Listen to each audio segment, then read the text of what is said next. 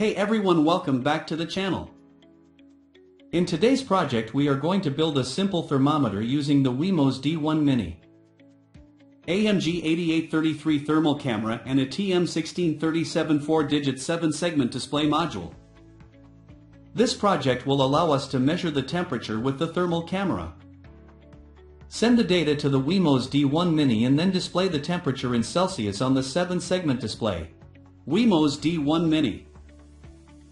This small board will receive the temperature data from the thermal camera, process it and then display the value. AMG8833 Thermal Camera. This thermal sensor allows us to measure temperature using infrared light, giving us data on the surrounding environment. TM1637 4-digit 7-segment display. This module will display the temperature reading in Celsius, making it easy to read at a glance.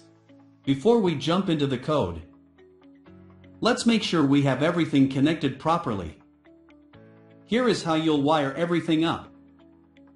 The AMG8833 Thermal Camera uses I2C. So connect the SDA and SCL pins to the D2 and D1 pins on the WeMos D1 Mini. The TM1637 4-digit display connects to the D5 pin for the clock and the D6 pin for the data. These are the only connections you need, and now we can move on to the code. Now let's take a look at the code. First, we initialize the thermal camera and 7-segment display.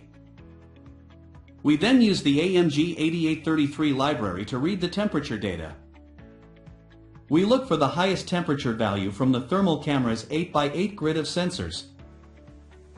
The WeMos D1 Mini will then convert this temperature into Celsius and display it on the 4-digit display. The code is simple. We read the thermal sensor, find the highest temperature, and display it on the TM1637 display.